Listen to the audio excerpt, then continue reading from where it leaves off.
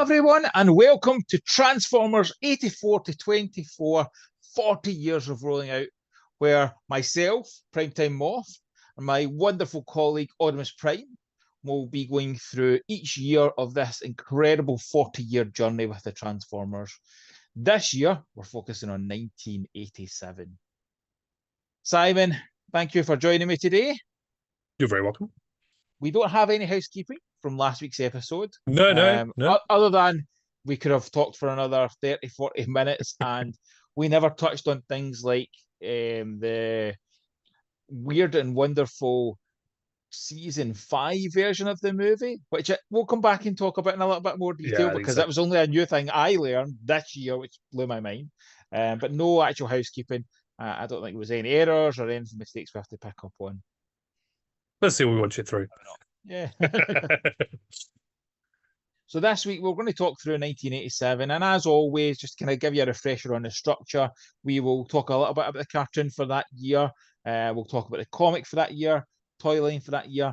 We try and stick with using kind of TF Wiki to look at the kind of Western releases, so we won't touch so much into what happens in Japan. We'll touch a little bit on it at points, but we'll focus mainly on what we had, and if there's things that didn't get released in the UK but did in the US and we think it's relevant to talk about, we'll still talk about them. We're just kind of thinking about what toys kind of came out in that year. There's no point in trying to be accurate of, we've talked about this in other episodes, that we might have actually got it at the beginning of 1988. We're not going that. We're just saying, what is the kind of season 4 toys, cartoons, comics, etc. of that time frame? So, in 1987, and at 1987, if we talk about 1986 as being a transition year, where we see it transition from what people kind of look at as kind of being vintage Transformers, your 84 and 85, your Diaclone, your Micro Change, Microman, moving into new original molds, and seeing that kind of blockier colours, then into the movie toys. This is a year where I think they really go, right, okay, let's scrap everything we've done before and let's start again. And obviously there are some aspects of like Targetmaster, Hot Rod and stuff that come into this year, but this is the year where they go, let's just go a bit crazy. Go a bit crazy. What's your memories of 1987? So 1987 gets a bit funny for me with Transformers, because toy-wise, I know that very little of the 87 releases I actually acquired until probably much later. I did not have a single Headmaster when I was a kid. I didn't get them until much later. Friends had them, but I didn't have any. I think I don't know whether I'd got into other toy lines at the time or what. And again, for us, this is probably talking more 1988 rather than 1987 in terms of what we're actually getting at that point. But it is where I started reading the comic a lot more. I think I had the comic on subscription at this point. I remember the Headmaster storylines and the stuff. Well, actually, I was getting it regularly before that, because the whole arrival of Death's Head and Target 2006 and all of that sort of stuff. But yeah, other than that, I remember the Headmasters episodes of the cartoon, and that 4-part episode semi-movie that was released again around that time. I remember that. I watched that a lot. So my experience of Headmasters was that. Yeah, that. And I'm very similar. I didn't have any of the toys. Indeed, actually only have 3 original Headmasters now. They didn't click for me at first. You know, that transition to the more modern stuff didn't really click for me. I still wanted to try and pick up the Autobot cars I was missing from when I was a kid. I also, at this point, we moved house, and the core group of friends that I played Transformers with, then I didn't have any more. And when I went to my new school, nobody played Transformers, so it just kind of started to fizzle out. So my big memory from this year, from this year's releases is more on the VHS. The VHS was one of my absolute favourites, and actually I picked up a new copy. Well, not a new copy, a new to me copy last year when I did a Toy Fair trip, and I'll try to do it without the glare. It's hard when it looks. This just looking at the artwork on it continually when I was a kid, this jumped out to me for the very beginning. I absolutely love it.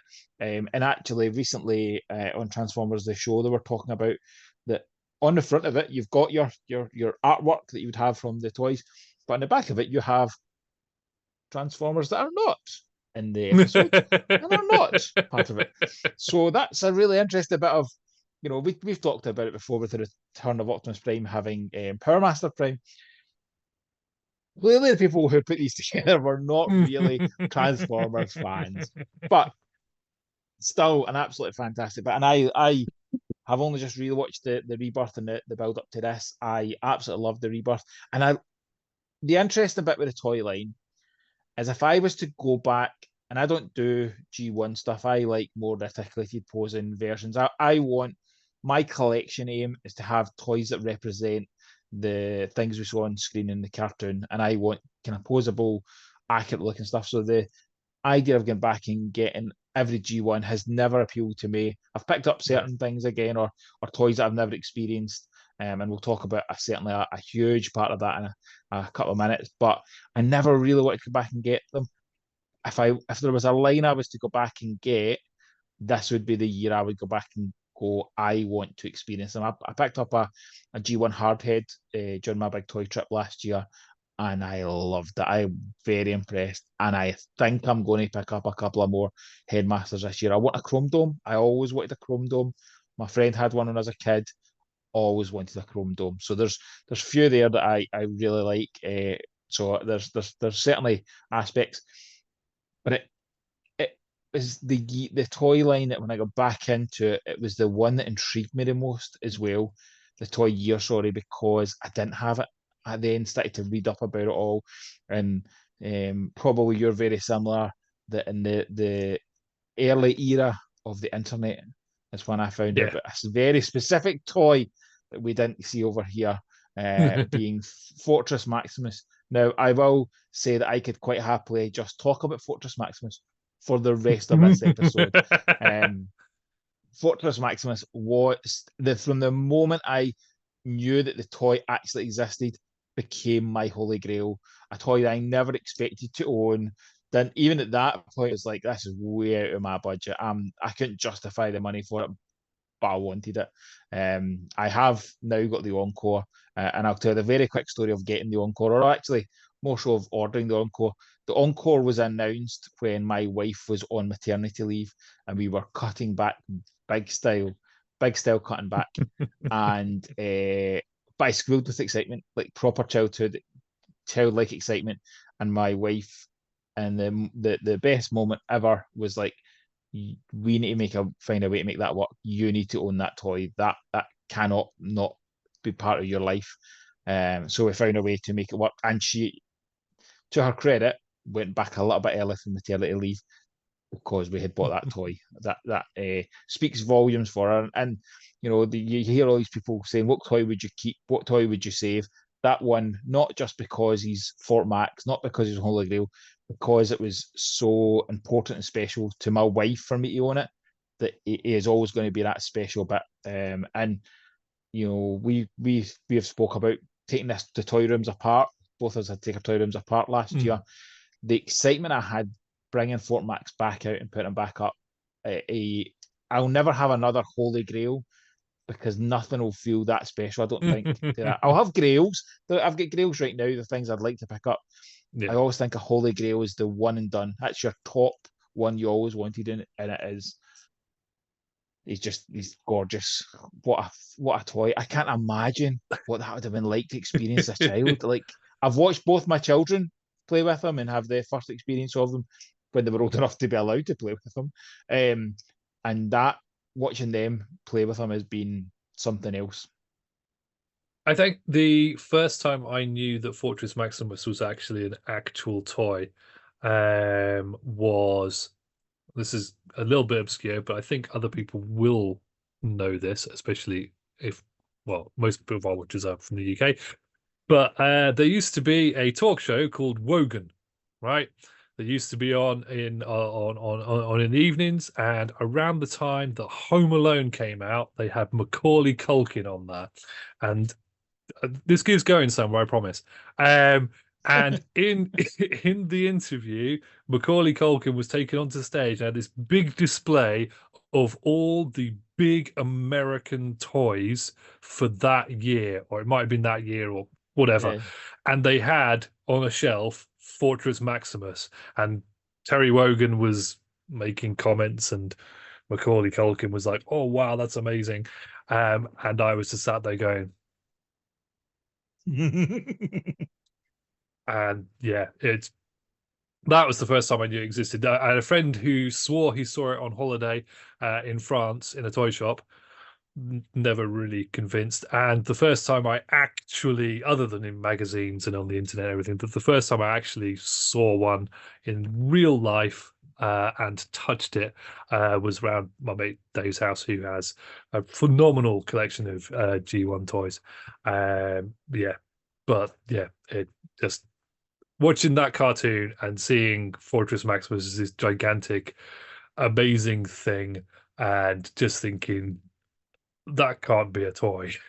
And then it was, and then we just didn't get it because, yeah. No, and it is interesting. I think like that there's so many of the line, the idea of the gimmick of the line, and I know that there's proof out there that it wasn't always going to be they were going to have be headmasters. There's proof of those original headmaster jets, not jets, sorry, the cars not having the headmaster come off. So at some Mm, point they changed that and put that gimmick in. What an interesting gimmick to take the mm, headmaster, make him his own 100%. robot, and then the target masters. Like target masters are an incredible gimmick in their own as well, and you know it's actually very well written to how they justify almost that, yeah, we've been here long enough, we're not going to give our heads over and stuff. But the idea of these extra little gimmicks, just a total change around, and the start Uh, of real gimmicks becoming across the Yeah, line. that's but what I was just going to say. It's that weird thing where a toy that's whole thing is the gimmick that it's a vehicle that turns, or an object that turns into a robot. Somehow somebody thought that that was getting tired, so therefore they had to add gimmicks to a toy that was already a See, gimmick. the best explanation I've had from that, and I like it, and it just there is no real, unless we speak to Hasbro and they turn around and say this is Mm, what we were thinking, and they won't. And we think we said there about the kind of vintage, the kind of Diaclone and stuff. mm, That was robots in disguise because they were disguised to look like things that you mm. would expect to see tape player, an American handgun, things you would expect to see, and they could be hidden in plain sight. So that works as a gimmick. You come to this line, does I don't know, give me an example. Does highbrow work as a No, alternate no. mode? You see it? The Scorponok, Christ, forget anything else. Scorponok does not work as a gimmick. Oh, that's not a robot. That's clearly just a mechanical skeleton, scorpion. So Yeah, at that point, then I can see why they would then be like, "Oh, we need a gimmick to kind of sell this." And because I don't mind the futuristic cars. I never grudged them because you're watching, for example, Transformers a movie. You're mm. watching Daniel on a hoverboard. We didn't know Oh what yeah. cars were going to look like at that point. So to have a futuristic car, to have a futuristic pickup truck and cup, that kind of, I'm okay with that. Oh, Come to this 100%. light, this years going forward, some of the stuff, it's not, there's no part of me believes that Scorponok was ever meant to be a robot in No, no, no. disguise. So I then it becomes, and actually, you think about it, I think the kind of more prevalent phrase now for Transformers, and I think back then was robots in disguise, is more than meets the eye, and it yeah. is that it's more than meets the eye, and that's where these kind of gimmicks then absolutely fall into that more than meets the eye Oh, kind of gimmick rather than being a robots in disguise gimmick. 100%. I don't disagree that there was a need for a new gimmick. It was just it was something very very particular to the 80s, was the sort of the building of gimmick upon gimmick upon gimmick. You saw it Yeah. with Mask as well, the vehicles that turned Yes, into yeah, battle vehicles, and then you had vehicles that turned to battle vehicles with separate vehicles that came off that had yeah, yeah. holographic drivers, and all of these lines they progressed. Evolved their And gimmick, don't they? Yeah. yeah, and obviously this is the first of many gimmicks upon gimmicks that Transformers adds. And I don't think, don't get me wrong, I don't think it's a bad thing by any means. I really, really am looking forward to them doing a decent live action movie, and B, them doing a live action movie that can involve some of these extra things. I mean, Headmasters was almost in Yeah. which one, Last Night? Because you Yeah. had Cogman, who was a headmaster. But Mhm. yeah, the fact that you finally had almost human scale Yeah. figures that interacted with your bots, and you could put them in the vehicles, and they also were the head or the weapon. Yeah. And again, back to the figures, I did have a figure this year. I forgot. I had Cup. I had Target Master Cup with whatever his gun was called. I didn't have any Target Master, so the first of any of these toys I experienced was a junker Scorponok that I bought in a lot. I wasn't buying to get a Scorponok, but I still have that, and I've let both my kids have it and play with it with a replica head. My first new mold that I experienced and I bought was the reissue 6-shot, and that thing was glorious, glorious. And that's one I would pick up again. I sold that as part of prep for my wedding, and I would pick that up in a heartbeat. That was the experience of having something like that for the first time was just like, oh my god, this is incredible. So no, I think the toy line is incredible. And it's the 6-shot never got a UK release, as No, the Fortress Maximus never got a UK release.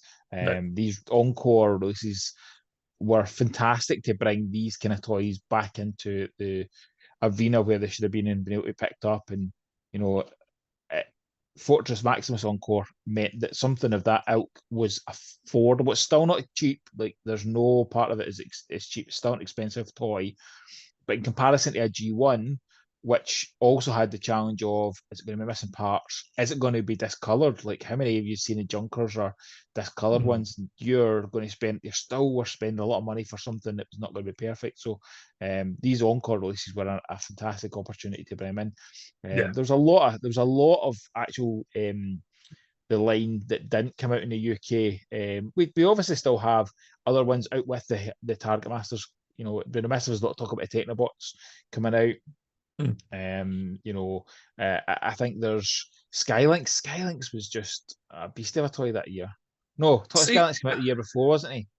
no, I think I he's think he got a UK release in that year. Is that right? I think it was. yeah. I don't ever recall him having a UK release. That just means I didn't see him, and it was Yeah. only when he turned up in the cartoons that I was like, "What is that? What is that weird talking space Yeah, Skylinks an shuttle interesting one. dinosaurs I thing?" bought an Encore one at my first auto assembly and absolutely loved the thing. But yeah, so I think I'm looking at the list just now. Like the things we didn't get this year. Like there's some ones that I wish we had got, and I think I would have probably picked up. We didn't have the clones. We didn't get the mini cassettes. I think we got them in the next again year. And again, that doesn't stress me. I don't look at that. I don't worry about that. Oh, I did have one from this year technically. Not when it first came out because they never came out here first in 1987. But I had Goldbug, so I had one. Ah, I of had one course, from yes. this line, and I always forget that because he's. I'm looking at our list from TF Wiki. And he's not a UK 1987 toy. He's a 1980 toy, but he's that line. Christ, he's in the cartoon, isn't he? He's in the Pete first appear in Return of Optimus Prime. There was a Um, lot in that 87 line that I didn't realize quite so how many figures, quite how many new figures came out that year. yeah, yeah, and you know the challenge will always be that bit of what came out in this year, what came out in the next year, and again, that goes back to what we said at the very beginning. We're kind of just thinking about what was out in that kind of point. Let's kind of then focus on the kind of the rebirth then, right? Back to the cartoon. So the rebirth for me, I think the Transformers the movie is the greatest animated piece of material we've ever had, and both storytelling but visually was stunning. We get into the third season, and the quality is not great for a lot of it. Some of the animation is really poor. We then come into the rebirth, and I think the rebirth stands up as if you watch it if you were to release that as a standalone film, I think it would stand on its own right really well. I think it's really, really strong. I think the animation's cool. I think the introduction of some characters like Punch Counter Punch, like absolutely fantastic. Mindwipe was stood out for me in that. But it's just a really, really strong piece of material. Stand in its own right. Doesn't actually need to continue. Ends with the beautiful Zarek, but what does it say exactly? We shall see, Galvatron. I'm not going to try the accent.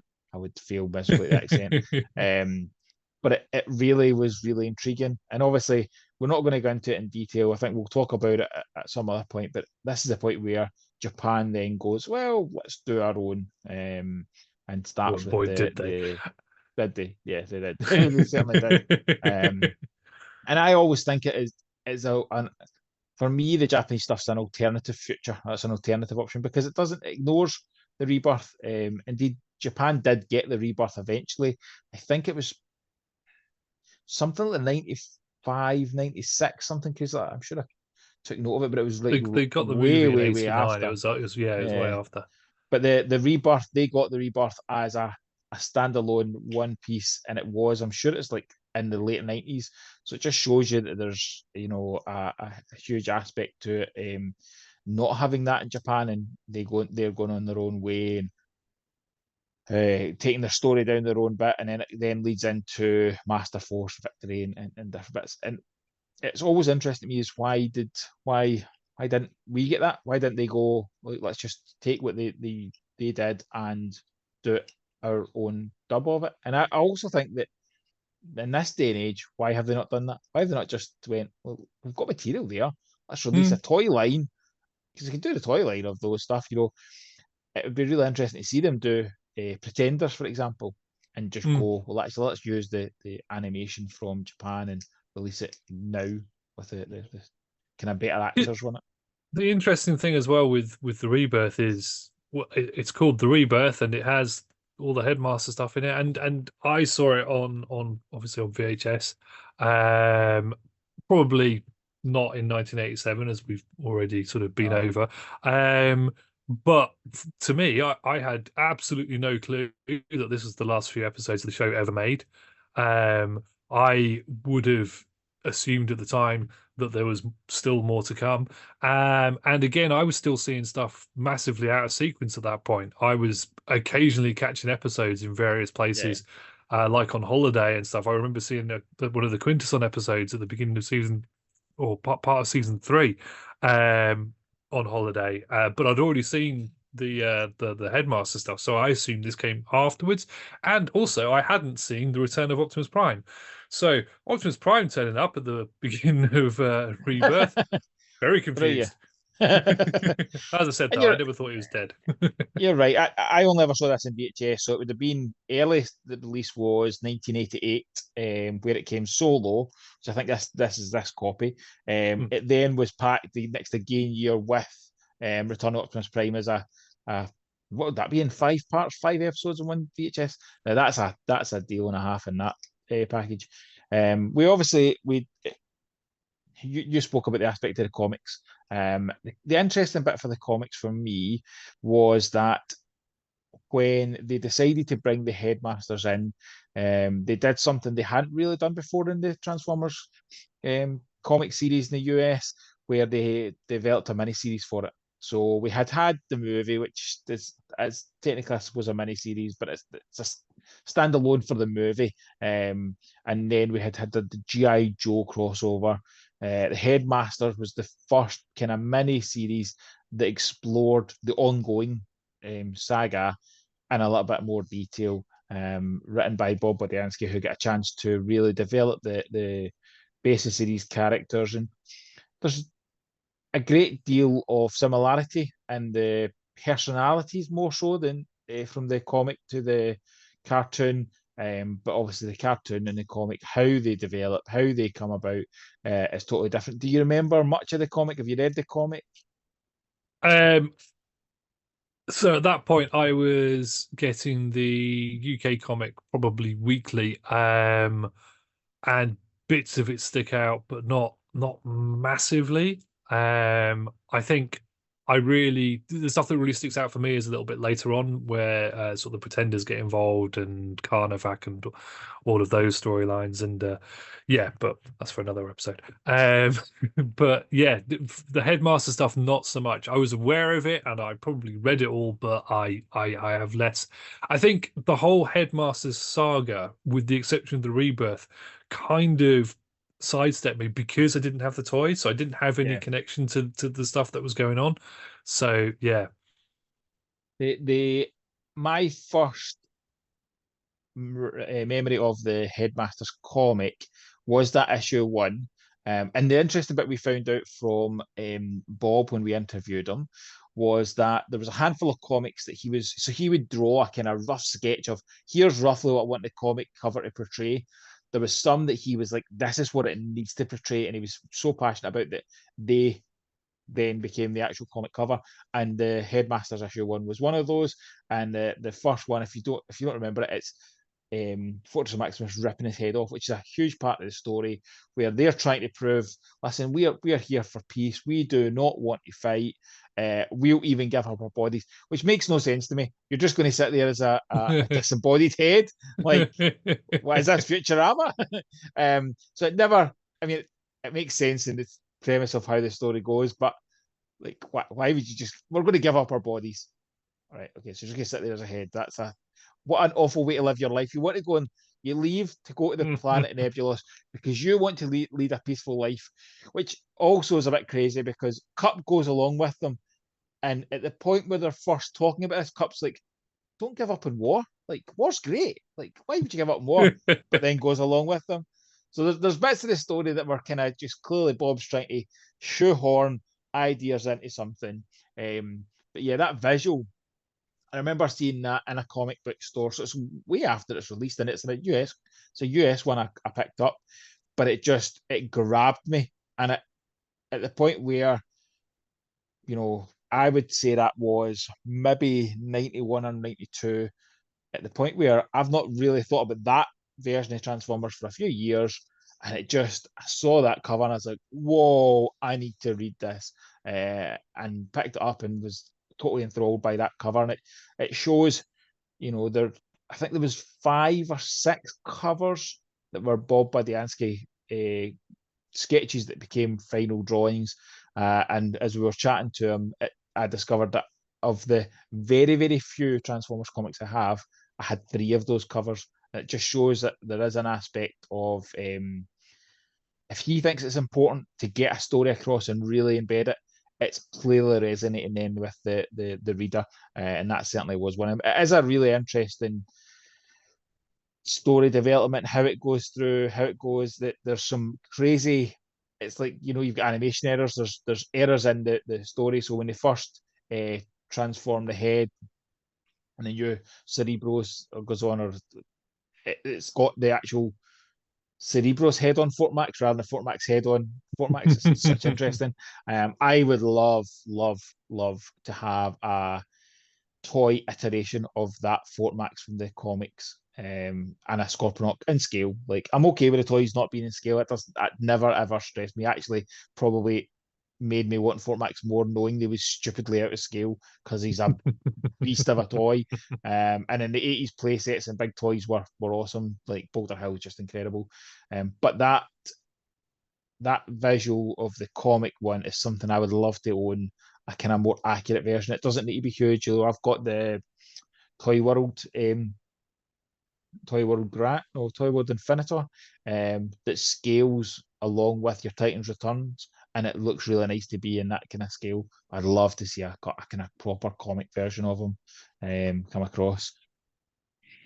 But the other ones we have for that year, you had more Ladybird books. This was the only thing that I really had from that year that really stuck with me was the Ladybird books. I think I had most of the Ladybird books when I was a kid, but I love that one. I think that's why I like Chrome Dome. Chrome Dome's the one I would want to pick up Yeah. because it looks cool as anything. There is two guns, and then Yeah. hard head in the back. You know, a big tank. It's not to love about a big green tank. That's not Decepticon. Hardhead is definitely Uh, my favorite. and even that, like, then you if your interior artwork and it's got Target Master Hot Rod. Um, and I wanted a Target Master Hot Rod. I remember very much wanting a Target Master Hot Rod and was told no because you already have Hot Rod at home. And this is the point where I tell the honest truth. I then broke my Hot Rod with the anticipation that I would then get a replacement Hot Rod. I never got a replacement Hot Rod. I was just told to dry my eyes because you've broke your toy. Deal with it. And the other thing we haven't talked about, and I think we'll talk about in great detail, maybe in a kind of mini bit, is the annuals, the Transformer annuals. You know, we still had the annuals at this point, delivering us some beautiful artwork from the car or from the toy line, and some really good stories. And I think that's the having picked up some of the Hachettes, I was really impressed to see that the Hachettes include some of the stories from the Yeah. Transformers annuals because there's some cracking stories in those. I think for me, one of the most interesting things about the toy line of this year is how far the toy line has come in only 3 years of existence. I Mm-hmm. mean, I in my head, I thought Headmasters and Targetmasters and stuff were many years down the line. But then again, I Yeah, think my perception of it is that like the Autobot cars and that and the jets, the Seekers and Optimus Prime and Megatron and all of that, the original ones were 2 or 3 years. And then we had the movie stuff for 2 or 3 years. And then, I yeah, mean, I know the timeline doesn't work, but in my no, brain, that's how it felt that they were 2 or 3 years each. And I was trying to think the other day about when other toy lines and stuff came about, like Mask and yeah, Centurions and stuff like that, and how they slotted in right in the middle of all of this stuff. But it all feels very separate in my yeah, sort of recollection. I was looking for a figure to do for the 85 retro review, and I don't have any 85 Transformers or any 85 Transformers that would be particularly good. And I found I've got a Secret Wars figure. I thought, oh yeah, that was 85. Nah, that was 84. But yeah, anyway, weird time yeah. dilation in memory. The, we talked about gimmicks. One bit we forgot about with the gimmicks, the headmaster was, and I've got I'm not going I to bring think my I know four where you're max going down. with this. Power Yes. levels, which I didn't know about until like way later on, because as much as my friend had Crodrome, I never really saw that. I don't remember it. And that enthralled me when I first found out about it. I was like, this is incredible. I kind of at that point wanted to just own, didn't care about the bodies. I just wanted to own each of the different heads to be able to do the different bit down. And to an extent, some of the kind of third parties have done it, but nothing has ever done that gimmick as well No. as this toy line, this And original line. not even any of the redone Hasbro ones have had it. No, Not no. anywhere near. No, which is bonkers to me. You would have The thought at the least with did the I think the Thrilling 30 brainstorm. 3 and 13 Brainstorm had. I'm trying to see where he is. He had. I'm sure he has. Well, I don't I know don't if know it if he's was got a actually a perfect gimmick. gimmick. Yeah, there's But something this is gimmicky good for going us on for there. we'll have this for catch Yeah. up next week. I'm now going to go and look for that for afterwards. Same as I'm going to go and look for the Macaulay Culkin Wogan Oh piece. yeah. The interesting bit, if you think about the reissues we've had, right? So we've had piles of reissues from the first 2 years. We're getting the retro reissues with your Blaster Soundwave, then the movie ones, the movie kind of retro ones coming last year. Other than the big ones, your Fort Max, your Six Shot, we've never seen them reissue your, normal standard Headmasters. Hmm. And that then continues into when we go into 1988. I've not seen anything I, from memory. I don't think we've seen anything from 1988 get released. I It would be interesting to see them now start to go back and go. let's do some reissues of the Headmaster gimmick and these kind of ones. I do wonder if that's to do with them still having the molds and stuff, because I know the lots of stuff's been reissued to death. But that's, as I said, that's such a bit of a glaring thing. There's a thing that came out fairly recently about a Hasbro employee being when to look at the archive of GI Joe stuff, and there Yeah, isn't one. yeah. When they want to look at an old figure, they go onto Yes, eBay and yeah, they that's right. buy Yeah, a figure of it. So it's entirely conceivable that they don't actually have the molds for it, and because it's a great point. so Takara probably have a lot of the Yeah. molds from Diaclone and stuff like that. You I'd can imagine imagine. them keeping that stuff. They can see them Yeah. being more, let's collect, Um, retain this stuff. and if you think about it, a large percentage of the stuff that is reissued or redone in new molds is either original Takara stuff, so Microman, Diaclone, etc., or occasionally you might get the odd thing from a later line, but most of them were Yeah. Even the Japanese first produced Soundwave ones. reissue, was the Sound Blaster mold, which was Yeah, the kind of Japanese mold. So yeah. yeah, and it's an interesting bit.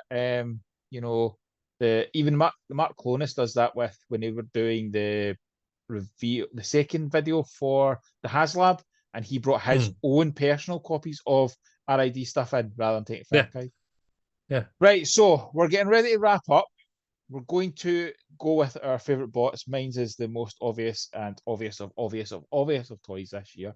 It is, of course, I'm not going to bring it up. Fort Max. Like, I can't not have this as my favorite one. And shock horror, my retro review will be of this. If I went back to what was my favorite of the the Toyhood ones, it's going to be Goldbug, but it can't be because I continually forget I even own Goldbug, so that doesn't say a lot for him. So it has to be Fort Max. What about yourself, Simon? I'm going to go Scorponok. I didn't have Scorponok. And again, I probably didn't experience him for a couple of years later, but one of my best mates, he had a Scorponok. And I remember back in the days when you used to borrow your mates' toys off them Yeah, for I had him for a little while and played with it to death. Absolutely loved it. Although it was missing Zarak. I never experienced or saw a Zarak for years. yeah. But yes, I I was the don't same. have I one had to to buy hand. I had to buy a reproduction Zarak to get one. But the thing I always say about is that toy, the movement of the legs as it crawled along, outstanding Phenomenal. playability. Absolutely phenomenal. Yeah, and both Like, my kids absolutely loved him. So it stands up to this day. But a great way to finish. Two absolute classics of the entire toy line in Scorpion and Fort Max. Two amazing toys. Where do we continue next? Well, we're going to move on to 1988 next year, and get on to years where we maybe don't know as quite as much about. It's going to be good fun to experience through. These first 4 years definitely. are a bit more obvious. But Got thank you so something much very for good coming watching. out next week.